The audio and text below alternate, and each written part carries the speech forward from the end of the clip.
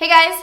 So today's video is going to be a disappointing products video. I want to make it a point to do these every few months because you guys really liked the last one I posted. And basically, if you've never seen one of these videos of mine, I'm just going to sit here and talk to you guys about products that I own that kind of disappointed me. They are mostly makeup products and they are just not my favorite for one reason or another. By the way, I did just film this makeup tutorial, but this should already be up on my channel. It was my Valentine's Day makeup tutorial. I will link it below if you are interested. Before I get started, I do want to give the typical disclaimer, and I know that you're probably sick of hearing these in the beginning of every video that has to do with like disappointing products, but you guys have no idea how offended some people get when they love products that I don't. Like, some people get really mad at me for not liking a product they love. Please don't take any offense to this video. I'm really not trying to offend anyone. Everyone's skin tone is different, skin type is different, and we just also have different preferences and different wants. Not everybody's gonna like the same exact thing. Products are just gonna work differently for different people because we're different. So if you love any of these products that I'm gonna mention today, please don't get upset. They just didn't work for me. I wish they would have. I don't like hating products, but they just didn't work for me. Okay, so the first product I'm gonna talk about, I immediately bought this on Sephora once I saw it was released. I was actually anticipating the release of this product, and it is the Josie Maran Whipped Argan Oil Face Butter. If you are familiar with Josie Maran, she has like a cult favorite argan oil body butter. So when she released the face butter, I was like, oh my gosh, that's probably amazing. But it just didn't work for me, and I wanted it to work so bad because it's unscented and it says ultra hydrating and it's for intense hydration. It says intense hydration on the back. This has really good ingredients. It even has like pure argan oil in it, which sits really well on my skin, but for some reason this clogged my pores so bad. I don't know if it's because it's so rich and so hydrating. It's unscented. I don't know why I smelled that. But I applied this as my moisturizer at nighttime, and when I woke up the next day, I had like those little milia bumps all over my face. They weren't all over, they were just like here in this area, those little white bumps, which makes me so sad. I don't know. I'm gonna try to continue to use this product, see if maybe I could apply a lot less. I don't know if I applied too much. I'm just kind of hesitant to try it again because my skin just like, it was like all bumpy and cloggy after this. Okay, so this next product I've had for so long, and I'm just finally gonna throw it away. It needs to be tossed anyway, but I've just never liked it, and I don't even know why I kept it around. This is the MAC Paint Pot in the shade Rubenesque. I bought this so long ago. You guys have been so... The reason why I bought this is because Bethany Moda mentioned this in a favorites video when she used to do like monthly favorites every month. That was how long ago I bought this. But anyway, I love MAC paint pots, especially Painterly. It's like my holy grail eyeshadow base. But this one is so bad. And I'm so sad because it is such a beautiful color, which I think is why I've held on to it for so long, because every time I look at it, I want to make it work because it is stunning. It's like a peachy, pinky, golden paint pot. It looks a lot like Melon from MAC. Melon is a pigment. It looks really similar to Melon, which is one of my favorite MAC pigments. But this just does not work on the lid. When you go to apply it, it doesn't apply evenly. When you initially apply this on your eyes, you're like, oh my god, this is beautiful. But the second you start to blend this in, like the pigment just goes away and you're just left with like this weird, glittery, uneven base. It's so weird. Like pretty much blends away, and it's super patchy and like weird and chunky, and it's always been like that. It's not because it's old, it's always been like that. But I'm finally gonna throw this away. Okay, so my next disappointing product is a major disappointment. This is the CoverGirl True Blend Face Primer for Dry Skin. I'm gonna do an entire like really big drugstore review video. I'm not exactly sure if that video is gonna go up before this one, but even though there were a few products that disappointed me from my drugstore haul, they aren't all included in this video because some of them were not like super disappointing. Some of them I just don't really like, so I mean, whatever. This was so disappointing. And not because it sucked, because it doesn't suck. Just really, really irritated my skin. I had 2 pimples like really big right here on my face the next day after using this, and I knew it was this because I hadn't used anything new aside from this. And it made my face itchy. Like while I was going about my day, the day that I applied this, my face was itching and I was like scratching my face. And I was like, I don't understand why my face is itchy. But I didn't really think anything of it until I saw the nice little pimples on my face the next day. I just really, really, really did not like this. And I also don't like the smell. This smells like straight up Elmer's glue.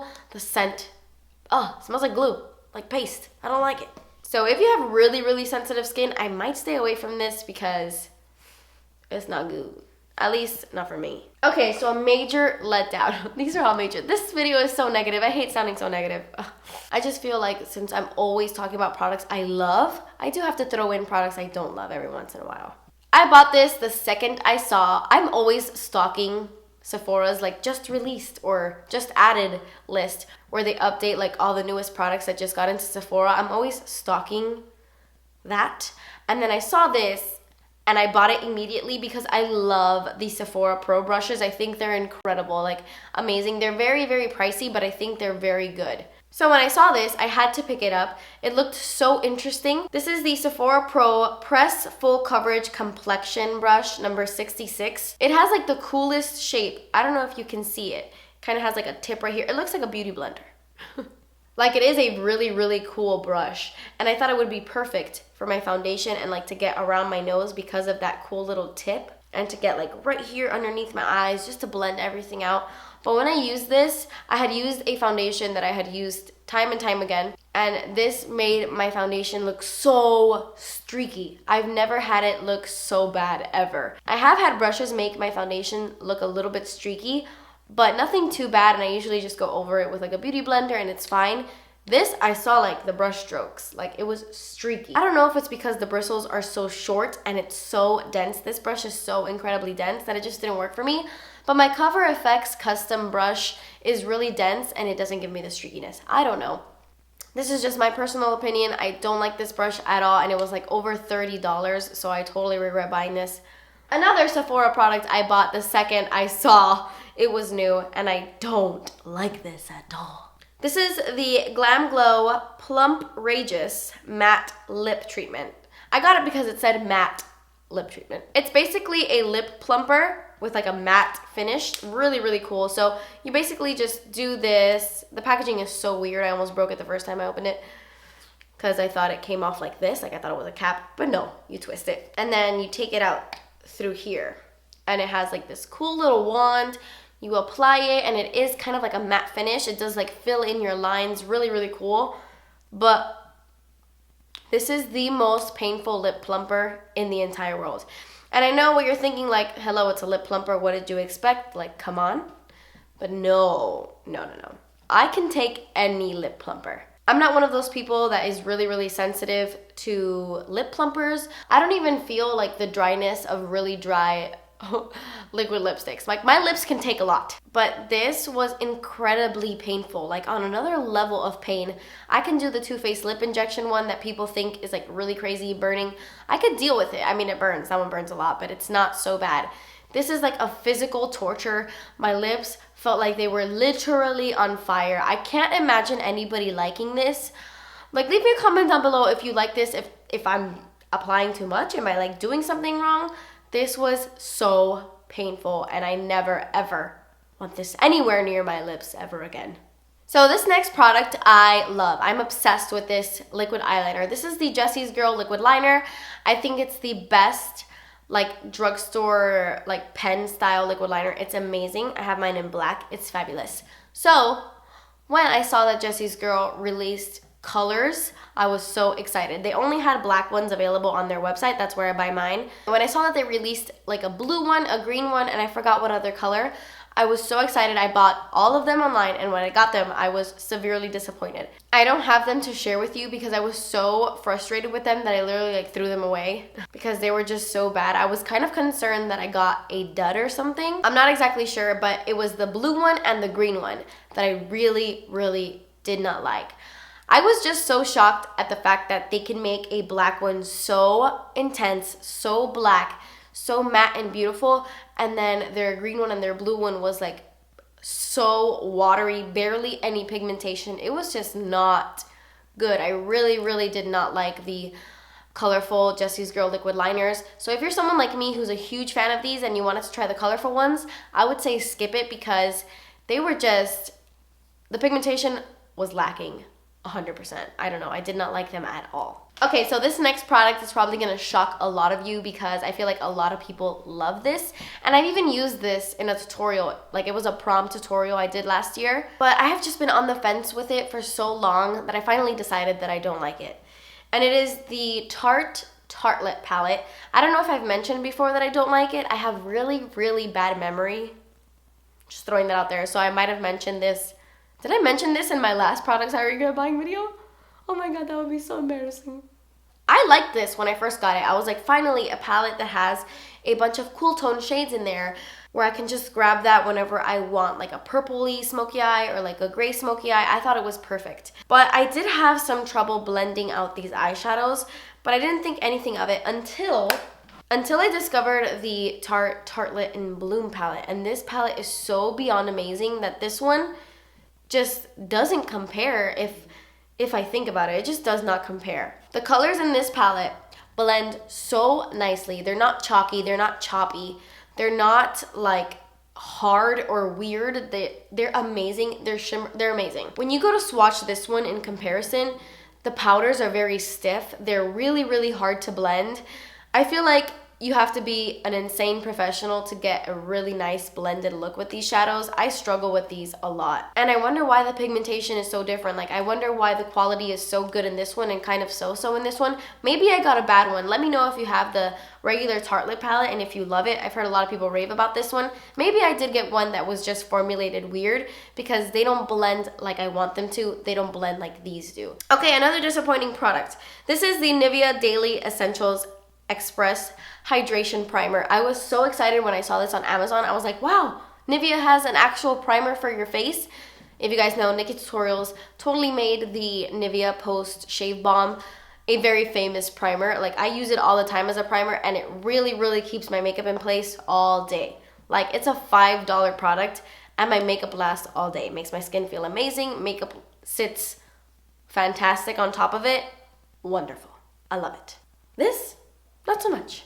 I found it just didn't do anything. It's not a bad product, it's just a little bit disappointing because it did nothing for me. Like, it was just a moisturizer. I don't feel like it primed my skin. My makeup didn't sit better on top of it. It was just a basic old primer and it was more expensive than my Nivea one, or my other Nivea one. I don't know, I just don't really like this. A lot of you guys were asking what I thought about this. After all, turns out I don't really like it. I don't hate it. I don't think it's bad. I just don't like it. Okay, I have two Burberry makeup products to share with you guys. And the funny thing is that I've only purchased two Burberry makeup products ever. And they're both kind of disappointing. So the first one is this one right here, and it is their Light Glow Natural Blush in the shade Earthy Blush. I love the packaging on this. You guys saw me haul this not that long ago. I love the packaging. I think it's beautiful. But when you open it, you're like, Burberry, what the heck? Thank you for giving me half a blush and for charging me so much for it. I mean, obviously, what was I expecting? This is a Burberry blush. It's going to be expensive. And I mean, you could totally see it on Sephora that it is half a blush. Like, they're not deceiving you. They show you on Sephora that you get only this much blush. And when I was looking at it online, I was like, oh, it's fine. It's okay. It's little, but I could deal with it. I just find that it's so little that my blush brush, I kind of have to like turn my blush brush around so that I can pick up a lot of the product on my brush. Even though it is my fault, I knew it looked like this. And I just don't think it's anything special in terms of formulation. I actually really like the color. It's like a nude blush. But I don't know, it's not my favorite. I find myself reaching for other blushes more than this one. I think it's a little bit overpriced, and I'm gonna continue to use this because I paid a lot of money for this. But I will say that there are blushes like the Tarte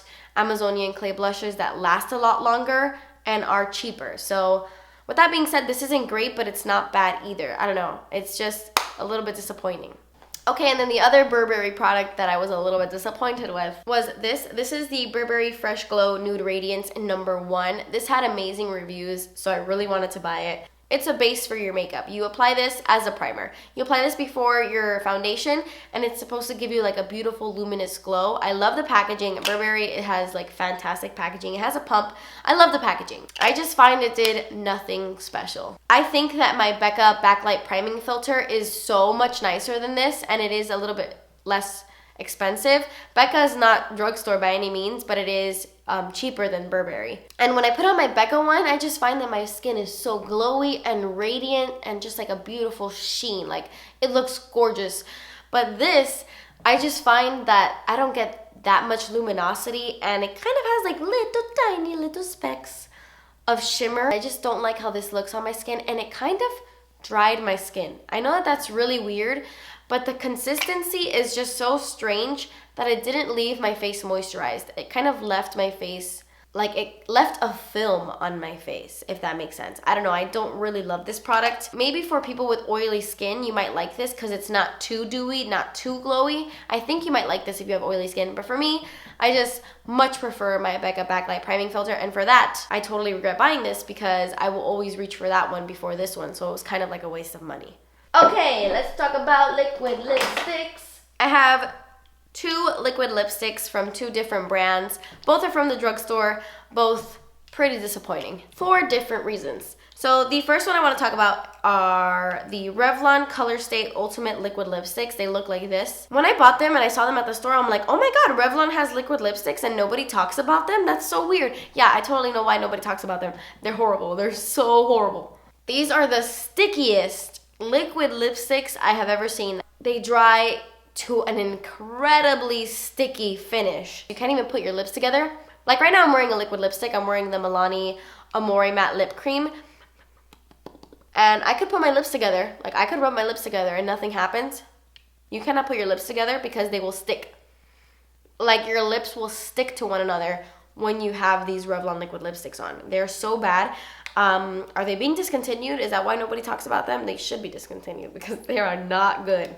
And then the other liquid lipstick I was disappointed in are the Maybelline Vivid Matte Liquid lips. And these aren't bad. These would actually be really good if they had a different name. For example, if they were like the Maybelline Vivid Liquid Lip Colors, then yeah, they'd be really nice, like really beautiful. But the fact that they have the name matte in the title is the reason why they're disappointing, because they threw me off. I was expecting to get a matte liquid lipstick, but these don't dry. These like stay glossy. It's like so strange. They are very comfortable.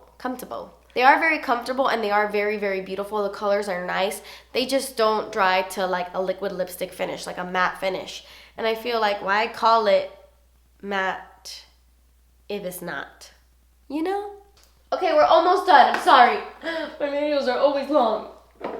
This is the Saint Tropez Gradual Tan In Shower. This is like an in-shower tanner. And I know you're thinking like, you must have liked that because you finished it.